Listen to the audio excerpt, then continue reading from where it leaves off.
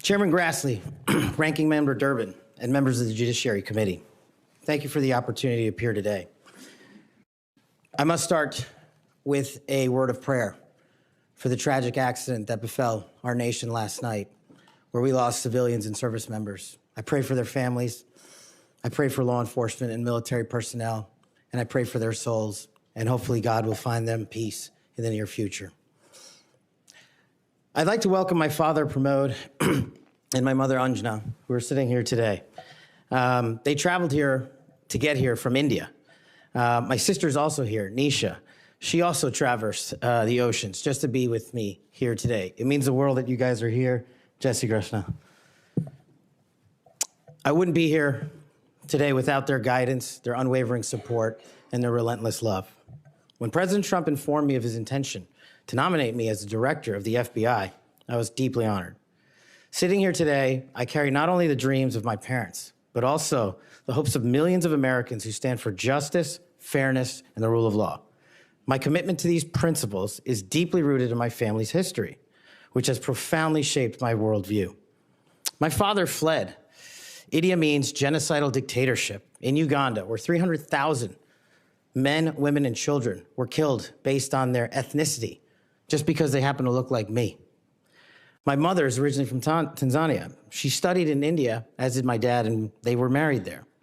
They would later emigrate to New York, as the senator pointed out, where I was born, and we were raised in a household of my father's 7 siblings, their spouses, and at least half a dozen children.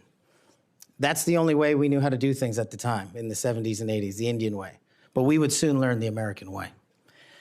These values have shaped and been the driving force of my career in 16 years of government service. Protecting the rights of the Constitution is of the utmost importance to me and has been every single time I've taken that oath of office. The recent terrorist attacks in New Orleans tragically claimed the lives of 14 innocent Americans and serve as a stark reminder that our national security is at threat, both internally and externally.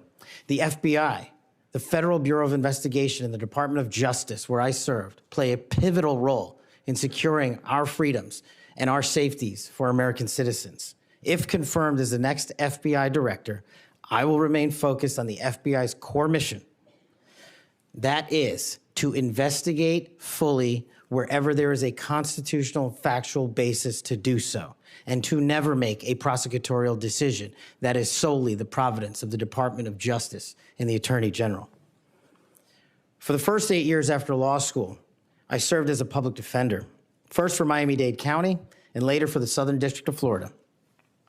During that time, I represented some pretty awful human beings, charged with some pretty heinous crimes. But what I learned there was the core value that has been enshrined in me since, that due process must be provided without bias to all Americans. And if we cannot provide due process to the worst, then there can be no due process for anyone, and our constitutional republic fails. But I battled on that hill for that due process. I would later serve in the Obama Justice Department as a terrorism prosecutor in the National Security Division, where we successfully contributed to the prosecutions of terrorist organizations like Al-Qaeda, Al-Shabaab, and others. I was honored to receive the 2017 Assistant Attorney General's Award from Loretta Lynch for my work in helping the Ugandans bring members of Al-Shabaab to justice for murdering 74 innocent people, including an American. I would also receive the Human Intelligence Award from the intelligence community for related work on that mission. My experiences at the National Security Division and would later be followed by my experiences on the National Security Council as Senior Director for Counterterrorism, and later as the Deputy Director of National Intelligence, responsible for the production, creation, and promulgation of the Presidential Daily Briefing, our nation's most sensitive classified information and secrets to protect our country. My time in the White House was preceded by my time right here in Congress as a staffer on the House Intelligence Committee, where I spearheaded the investigation that exposed serious FISA, Foreign Intelligence Surveillance Act, abuses by members of the Department of Justice and the Federal Bureau of Investigation. That misconduct eroded the public trust in our FBI.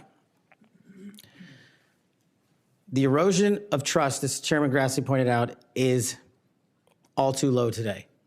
40% of Americans have trust in the FBI. In order to get it back, there's a twofold track, Senator. One, violent crime is exploding in this country, and we cannot afford them to allow it to run away. We must tackle violent crime. Just in 2023 alone, there was 100,000 rapes, 100,000 drug overdoses, and 17,000 homicides. The priority of the FBI, if I'm confirmed, will be to ensure that our communities are protected and safeguarded and our children have parks to play in and not needles to walk over.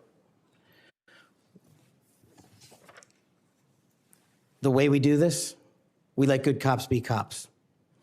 We let law enforcement and we provide them with the tools necessary and resources they need to get after violent crime. The second way we do this on equal track is aggressive constitutional oversight from Congress. The public trust can only be restored if there is full transparency, and I am committed to that full transparency.